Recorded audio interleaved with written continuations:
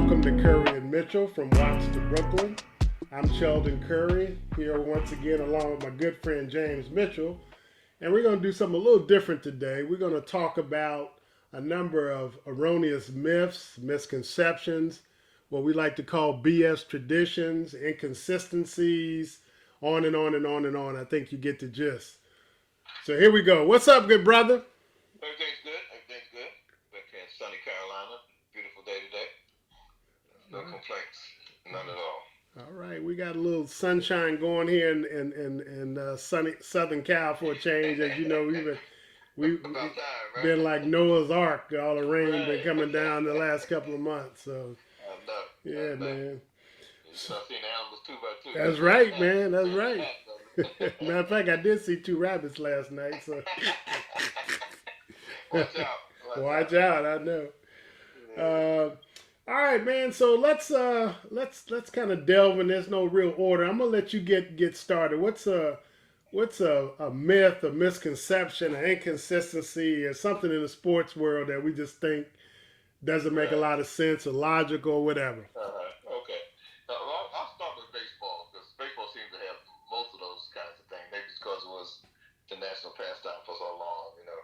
And but the things like in baseball, like if a guy's pitching a no hitter, some people think he shouldn't try to bunt against him to break up a no hitter, stuff like that, you know. Which is absurd to me because it seems to me if your opponent is dominating you, it's your job to try to defeat him in any way you can. If the only way you can get on base and maybe score some runs by bunting, then that's all you should do, in my opinion. Yeah, I agree with you. But stuff like that, you know, those kinds of things, like some kind of gentleman's agreement, so-called, you know, you're not supposed to break up a no-hitter like that. Or after a certain point, you're not supposed to swing at a 3-0 pitch, you know. If you're ahead by so many runs, or you're not supposed to steal a base if you're ahead by so many runs late in the game, all that kind of foolishness. And the thing that makes it really ridiculous, as we've talked about a lot on, you know, not on this program, is in a game like baseball where there's no clock involved, theoretically, if not in actuality that it happens very often, but it does happen sometimes, you know, until you record your last out, you have a chance to win the game no matter how far behind you are. That's right. So the notion that I'm up 7 runs in the 8th inning and I shouldn't try to score anymore is pretty ridiculous because, you know, if you can come up in the 9th and have 2 outs and have your last batter up with 2 strikes on him and still win the game if you score more runs before I get that last out. So that's right. That kind of foolishness just doesn't make sense. But you hear people invoke that all the time, you know, kind of stuff, you know. Oh, he shouldn't have done that. He shouldn't do this. I mean, come on. You know, if I can score 100 runs on you, I'm going to score 100 runs on you. That's your problem. You can't get me out. You know? Yeah. But anyway. Yeah, and along the same lines, I think beyond along the same lines as this, you talk about the irrationality of all this relative to a game like baseball. Right. Now, even though I know we have a time clock between pitches now to speed the game up, but baseball is still a game that whoever leads after 27 outs. That's right. And so, like you said, you could be losing 100-0 in theory with 1 out to go, and you might score 101 runs in theory. You know, there's no clock. Exactly. So all those things about not bunting, you know, to break up a no-hitter when you're trying to get on base, because actually it's the same concept, and this is why I have a problem. If you're down 9-0 and a guy's throwing a 2-hitter, right. you would likely, at least before the recent times where this whole notion of swinging for the fences all the time, and some of the strategy has gone out the game, but you would take a strike late, you know, from the 7th inning on when you were trailing, particularly if you were trailing by more than 3 or 4 runs. The idea can make the pitcher work, don't help him. Right. So if I'm down 9-0 and the guy's throwing a 2-hitter and I'm gonna take a strike. The same thing with bunting. I may bunt to get on base. If it's a 2-hitter, I'm trying to get on base. We're trying to figure out a way to get going here.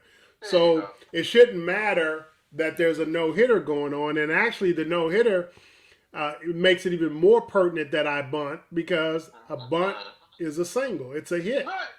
If a bunt wasn't a single or a hit, they wouldn't classify it as so. Right.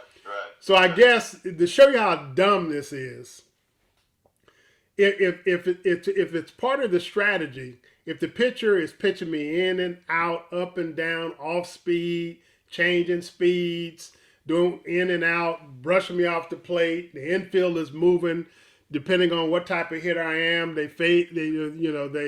They fade left or they fade right or they play up or they play back. All of that's going on all the time on the defense. So now the batter all of a sudden is supposed to take away part of a weapon that he has. I mean, there's so many inconsistencies with that. And I think it's all part of it. I'm going to jump off subject a little bit. It's part of the ability to myth make. Because all these myths came out in a period where, if you can throw a no-hitter, they can, particularly if you're Walter Johnson or somebody, they can make you greater than God. So let's not break up a no-hitter that Walter Johnson or Christy Matheson's throwing by bunting the ball. So I got off on a tangent, but I just think that it's ridiculous. And this, and as you mentioned, swinging at a 3-0 pitch. When you're up more than 4 runs. I mean, so let's take the opposite side. So should when a team is down more than 4 runs, what should the pitcher do? I mean, what should the pitcher do? Not those strikes, right? Or if they up more than 4 runs, what should the pitcher do? I mean, it's so illogical. It is. It makes no sense whatsoever. It just. No. Well, let me throw one out at you. What do you think about this whole notion of stealing a base? Oh, yeah, it's the same kind of concept. I think anytime you can steal a base, you should. Because the whole object of the game, supposedly, when you're on offense, is to score as many runs as possible, right? That's right. So if you have a guy that can steal a base, that advances you. That improves your chances of scoring. The closer he gets to home plate, it doesn't take a hit to get him in necessarily. I mean, coming on a pass ball or a ground out or fly out, something like that. So if a guy getting scoring position, then it's to your advantage to do that. You should steal a base whenever you can. The whole thing is just ridiculous. Well, and when they're up, particularly if you're up again, let's go back and say you're up 8-0, 9-0, you steal a base. The notion is you're rubbing it in, but the concept stays the same. You score as many runs as you can because you never know what the other team might do. That goes back to the example we gave being down the 9th inning about 10 runs and you score 11. So, I don't know what you're going to do. So, and then it takes it to another realm. When you talk about fixing games and holding down scores and stuff like that, it even falls into that when it gets into gambling. If you think about it, why, you track, like a ball player does something to suppress scoring or something like that, you ready to ruin his career and throw him out of the game, right? That's a great point. Yeah. But somehow you're supposed to have this philosophy, this unwritten handbook that you're not supposed to do certain things, certain situations. So it's like, it's just total BS is what it is. Because you accept it on one hand, but not on the other, So come on. Well, and I'll take it even a step further. You're not supposed to steal a base to get the extra base. Right. When you're up a certain score. So let me get this. So if I'm hitting and it's 8-0, should I not try to get on base? Right. Should I intentionally make an out? Exactly. Or if I get a fastball down the middle of the plate and I hit a home run, what should I do? Right. It doesn't make it's illogical. Yeah, it doesn't make sense at all. It's totally illogical. I don't know how we got started or why, but how they get a narrative going, and then it's not even fair among certain different skill sets. Exactly. If it's 8-0 and you can swing and you harm, let's say you are Willie McCovey, right, and you can swing and hit a home run and get another home run and go up 8-0, 9-0, right. But if you Maury Wheels and your team is up 6-1, you can't steal a base. Right. Even though that's what you do. That's true. It's just totally illogical. Totally illogical. Yeah, they're supposed to write and stuff like that. And they try to put it on some type of moral high ground, if you do these exactly. things. That's what I have a problem with. Yeah. Like you're a poor sport. Right. You don't play the game the right way. Exactly. And it goes back to, again, what you said about people not having the ability to do certain things, If you have a bunch of ball players that can't steal bases, then you're going to be against people that can. That's right. All of that kind of stuff, or hit home runs or whatever. Anyway, but people see where we're coming from. You know, some of those foolish things that you might hear, you know, on the TV or the radio, whatever you listen to. People are broadcasting, you might hear some of those kind of foolish things, and it might give you a different outlook on it when you do hear it. You know, and to your point, that it's bad enough that people hold these views. It's the narratives about character or lack thereof, sportsmanship or lack thereof, is what really burns you. And then, of course, don't let it be Maury Wills bunting to break up a no-hitter as opposed to Freddie Patek bunting to break up a no-hitter. Right. You know where I'm going. I don't need to say more. Yeah. Well, everything in this country and throughout most of the world has a racial overtone to anything you talk about, pretty much. You know, there's different strokes for different folks in everything we talk about. So, you know, people want to ignore that when it's to their advantage to do so, but it's always there in reality. So you make a very valid point. Yeah, what about another one just ridiculous in terms of how it's perceived? Hockey, fighting in hockey. When folks in the NHL fight, it's tradition. It's part of the game. Yeah. Part of the game. Down and stick there. As long as you don't use your gloves and stick, yeah. But you fight in baseball, particularly in basketball, and they want to put you in jail. Look at them thugs and call them thugs and you know, we got to stop this. Yeah, poor breeding and all that kind of stuff. Raised right and all that. Yeah. Where's the daddies? They got fathers? Right. Exactly. Every pathology they can think of, they associated with that. But at hockey, hey, these are just, salt of the earth guys, you know. That's right. Passionate about their right, exactly. They get caught up emotionally a little bit, and they skirmish a little, but we separate them and put them in the penalty box for a few minutes, and everything's cool. You know. And think about that.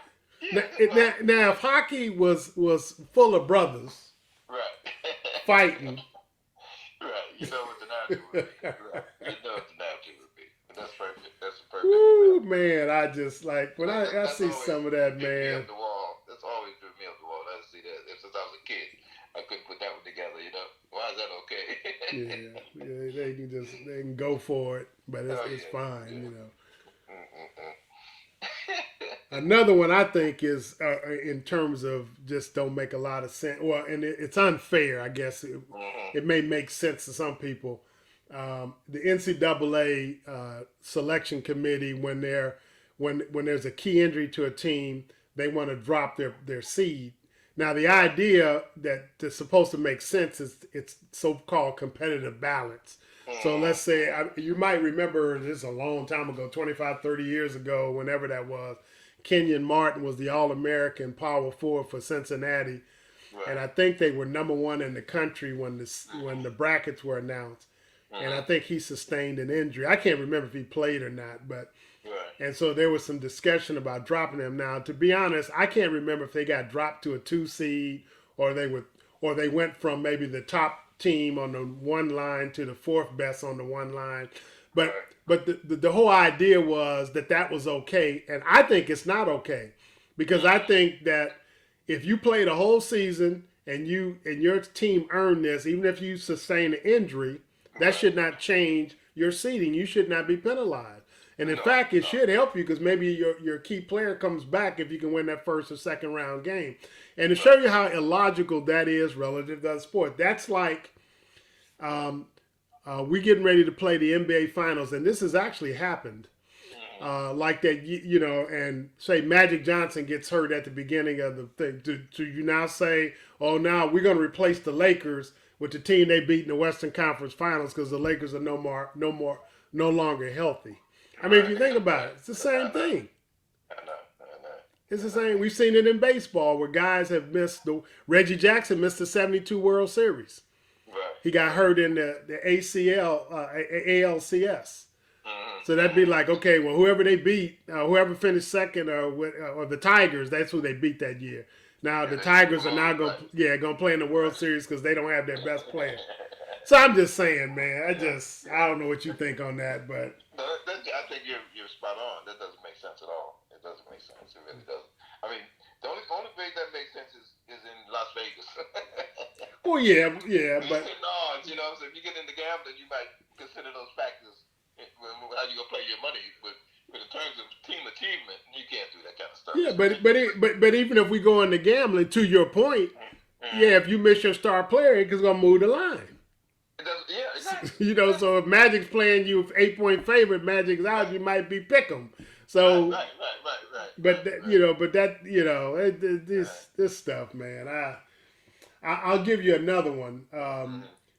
This is broad, and so this may, you know, people may think I'm picking, but it's the myth of objectivity and fairness by white writers and scribes. That they swear up and down that they don't see race, that they're unbiased, and every day it plays out just the opposite. And I'll let you know, we just had one, if you want to get into the NCAA women's thing with Reese and Clark. Oh, that was obscene. Wasn't it? It was, where they treated that young lady. She was doing the exact same thing that the other young lady did a couple of times during the tournament. And they praised it and lauded it and for how competitive she was and how fast she was and all those positive attributes to her. And Caitlin Clark did the same exact thing.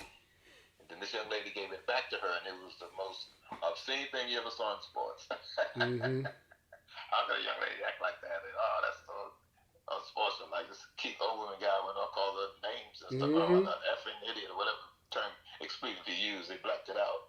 And that kind of foolishness. You know what I mean? Please, give me a break. But that's what they always do.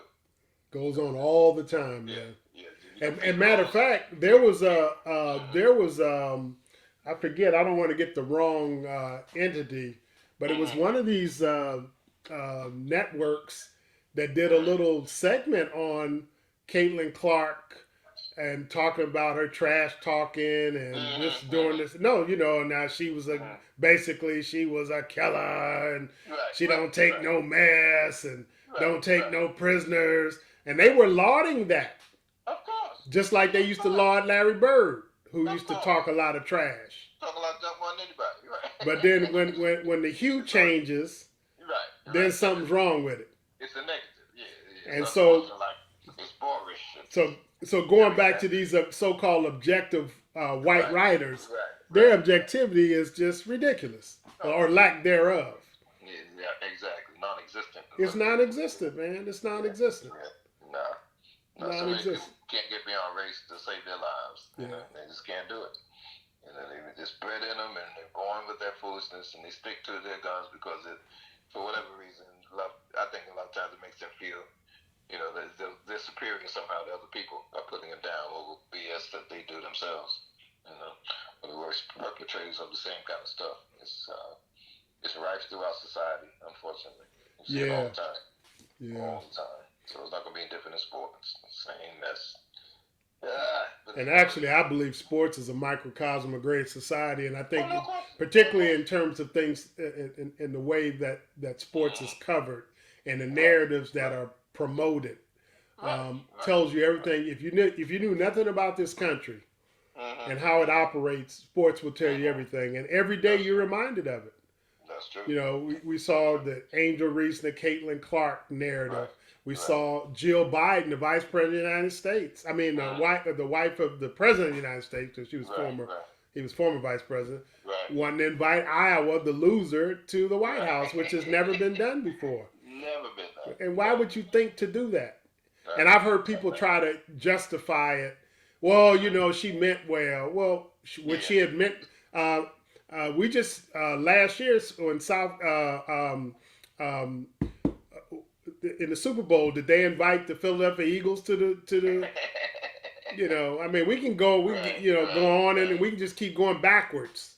You know, no. So what was the common denominator? Last year when South Carolina beat I think it was Connecticut, they didn't invite Connecticut to the White House. Exactly. You know, and so people say race doesn't matter. Oh, race does matter. She felt a kinship, and that's fine with Iowa. They had a predominantly white team, and they lost by 17 points. They got blown out in the final. And what? Getting invited to the ceremony. So we're gonna soften the blow. Right. It's almost play like a so well, such an participation exciting trophy. game. They play so hard. Right. Yeah. I mean, that's deep, man.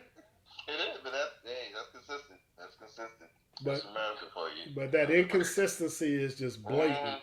Just Mm-hmm. blatant, man. It is. It is. It is. It's so frustrating and nauseating. And like you said, people always think that you're picking or you're too sensitive and all that kind of foolishness. But you're just stating the obvious. There's this disparity in how people are treated in everything. Every walk of life. Doesn't matter what it is.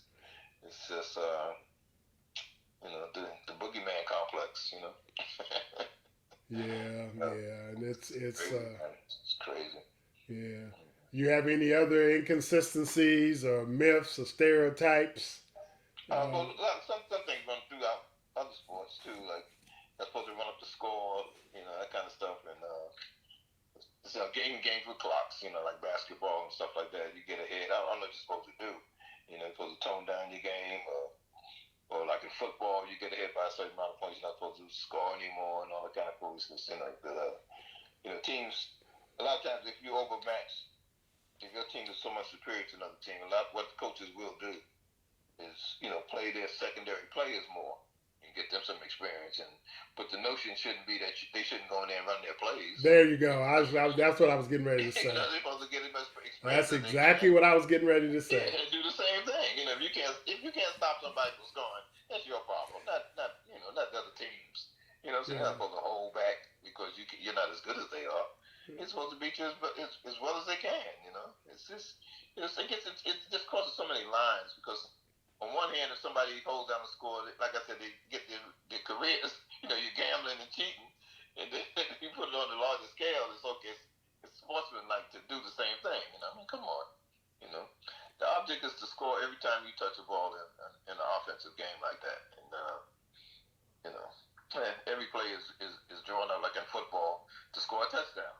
It's not just to get 2 yards or 3 yards necessarily. It's to go all the way to the goal line if you can. So that's what you're supposed to try to do.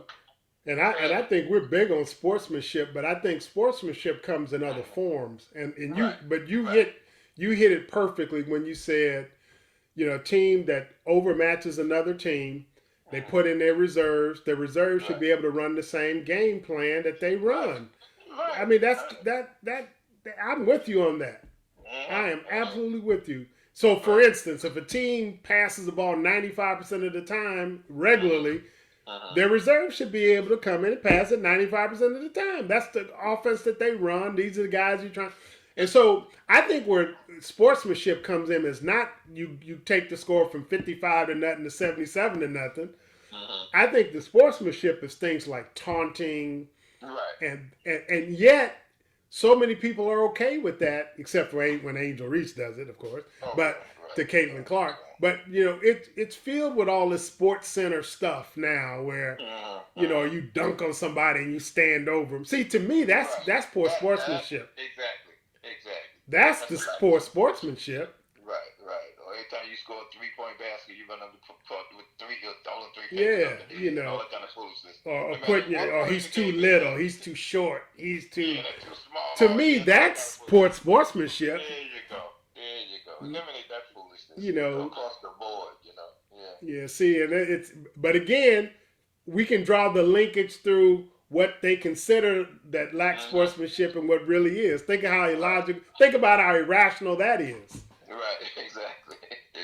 These folks can do all these histrionics all day long and everybody celebrates it. Exactly. You posterize somebody. Yeah, Their foolishness and flexing like, some wrestler or something. I know. I mean, it's ridiculous. You make a dunk in the first quarter and you up 15 to 9 and you wind up losing the game by 15 points. Who remembers that dunk from the first quarter? Except it might be on the highlight reel on ESPN, which is why they do that kind of foolishness. Well, yeah, because we're in the era of your brand. Yeah, everything is branding. Branding, And making the highlights and all that foolishness, I mean, how many times do you see, I know you call me old dinosaur and all that cat. All the greats of the past, how many times you see Will Chamberlain dunk a basketball and flex on somebody? I know. Or Bill Russell block a shot. No, you're not a dinosaur, man. No, it's just sportsmanship. You play the game, you do what you can do, and you go go down and play the next play. You know, because the only thing that matters at the end of the game is who won the damn game. You know? But anyway.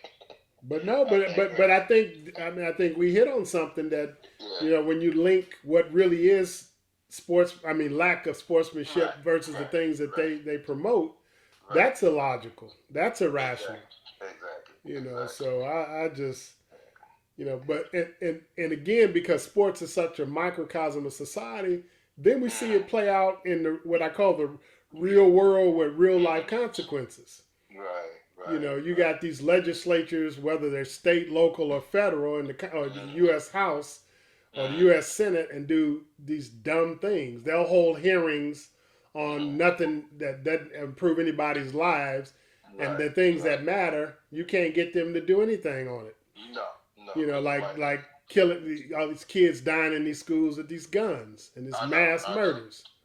Right, can't stop that. Can't stop that. No, the notion. The solution they come up with, well, let's arm the teachers. Right. I mean, come on. Hell, let's arm the students. Yeah, so we get arm the students next, you know, and then, you know, so on and on and on. Everybody has a gun for you're on your own, you protect yourself. You're back to the so-called legendary Wild West, where everybody has a gun and you do whatever you want to do to anybody, you know. It's that kind of foolishness that pervades this stuff. It's absurd. It's absurd. You see it in everything. You see it in these states who, like, something like Medicaid. Yes. Medicaid. How many state legislatures vote against making Medicaid available to their citizens? They think they're supposed to be doing their citizens a service, a disservice by giving them Medicaid, giving them health care.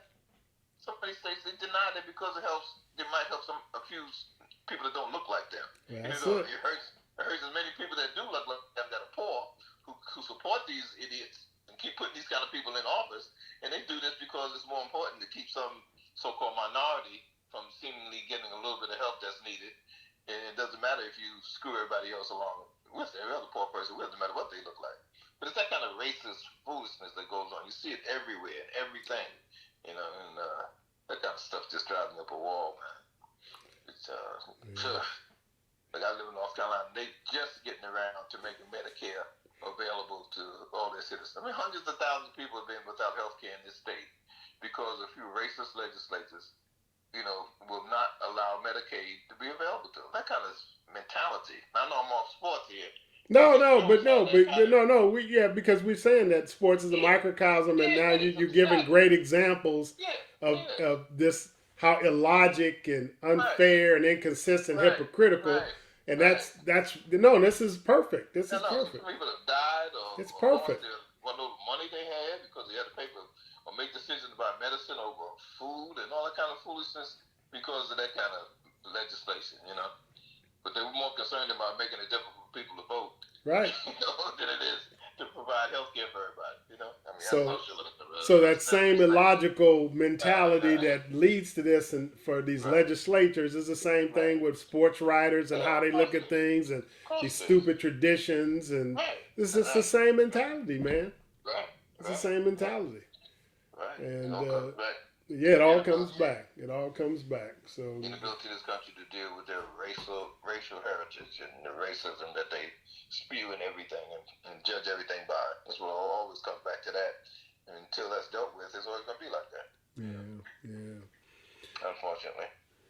And luckily for maybe people who don't want to hear it, but you know, we could have really got deep with because where you really see specifically the inconsistencies and it's all these stereotypes that, you know, could beat them down with it in terms of, you know, you go anywhere, reading anywhere, probably up until the 80s, but particularly if you go back in the 30s and 40s and see these white writers and influential people justify keeping black folks out of things, whether it's Jackie Robinson was too muscle bound to play baseball, and you know, in football, you know, even after so-called integration, or they can't be offensive linemen because they can't think, and they can't be middle linebackers because they can't think, and they can't play. There you go. You can't because they can't think. I mean, it just went on and on, man. I mean, just it still goes Oh, of course it does. I'm just saying, but it was even more blatant before, and the number of people. And we talked about this on one of our shows. Some of the black quarterbacks in the '60s and '70s and the '80s that never got a shot. And you look back and you just shake your head. And it still goes on today.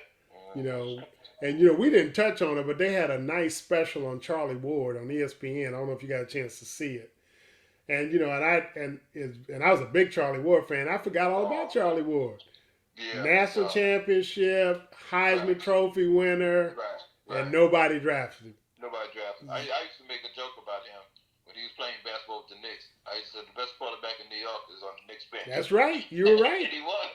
You're right, man. He was. Never got a tryout, not a chance. Heisman winner. Think about that, man. That's right. He was too small. He was too this. He was too that. All he ever did was win. Yeah. Even in basketball, he turned out to be a very good basketball player. Yeah. But anyway, yeah. So it just, and when you think about that, anybody that would watch that, man, they just have to shake their head, Yeah. So. Yeah, we're not making this stuff up, that's for sure. Yeah. So you got anything else, man? I know we're gonna have a relative to our other shows, a much more abbreviated show, but really. thought we'd get back on and kick something a little bit. Yeah, I think we hit on the gist of most of that stuff. Yeah. Some of the things run throughout all sports, but it's just those kind of ridiculous myths and taboos, supposedly the do's and the don'ts that people make up that you're not supposed to cross a line on, but it's just absurd. It's really absurd. I think we pointed out pretty well. Yeah. I'll leave you with one, and this may not necessarily be in that arena, but it's definitely, to me, crazy. And I know some of it comes from intimidation and so-called owning the plate, but I have never understood how it's been allowed that if a guy hits a home run, he either gets hit or his teammate gets hit. Yeah, that's absurd. That is the most completely absurd on a whole lot of levels. Yeah, you want to talk about Neanderthal? Right. I mean, I've never. I mean, if I best you, so that and so to show you how illogical that is, take it to what if a guy gets a base hit?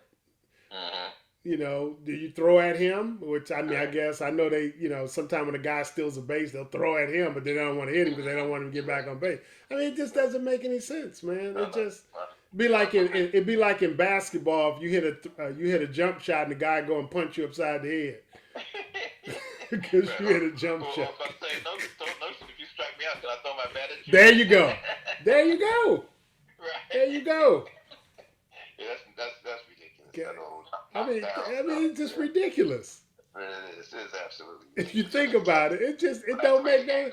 It's a game, man. It's like if he bests you, he bests you. Right. You start throwing the ball at people, you're threatening their lives. You hit them in the wrong spot, you can kill them. That's right. Yeah, and that's why I'm totally against that. Oh, absolutely. If you want to get a guy off the plate a little bit or something inside, I don't have a problem. But when you start throwing that and you're hitting people, head hunting, and and it's been allowed, man. I know they say they're trying to clean it up, but I mean, look how long that's lasted. I know. That notion is ridiculous. Yeah, you're gonna get knocked down because somebody hit. Exactly. There you go. You're gonna get knocked down. Yeah, that's ridiculous. And the managers of other teams and all the sports writers, well, he's tough. Oh, you better watch out now. Right. He's gonna piss off and then pick whoever the pitcher is. Right. Like what? I know. It's absurd. That's the most dangerous thing of all these things. It is. It really is. It for is. obvious reasons, and the way it's used so indiscriminately, and you want to find all these black ball players, especially early on in the game, when they start to integrate the game, like Robinson and all the early guys. They led the league and get hit. Manoso led the league and get hit like 10 times. Sure. There wasn't no accident. No, it's not an accident. Clearly the statistics show the black players were getting hit disproportionately. Don Newton talked about that, and when he came up, he was able to give Jackie some protection. Yeah. Because he was on the mound every fourth or fifth day, and so you threw a Jackie, he's gonna take your guy out. So, and I heard him guy talking about. I heard him specifically said that he was 6'4", 225, mean as hell. He had the ball. He said, I had the ball, you know. So, right. He even the playing field a little bit for the Dodgers there, you know. But, anyway. But yeah, that you hit it. That's a dangerous tradition right there. It is. And it's always shown on the field. Ray Chapman was killed by when Carl Mays hit him in 1920. That's right. Was hit by a pitch and died the next day. That's right. Tony Conigliaro, man, almost killed him on the field. Almost killed him, yeah. Yeah, Jack Hamilton hit him in '67, right. I think it was. Yeah. Nah, man, I'm with you on that one. That crazy. One is. Really but again, it's been celebrated and allowed forever. That's right. Forever. That's true. Yeah, man. So, all right, man. Well, unless you got another one, I'm kind of out of them. I'm good. I think we covered. We made our point, I think. Yeah. Get people to think about some of these things that people just accept. Right. And think about it, and maybe you'll get a better game out of this stuff, or games across the different sports. Absolutely, I agree. Yeah. All right, brother. Well, until next time. Okay. Hopefully, maybe we'll do this again in a few days with a different topic, and get Curry and Mitchell going strong again. Right. Absolutely. It's been too long. It's been too long. All right, man. Take care of your part of the world. Thank you. I will.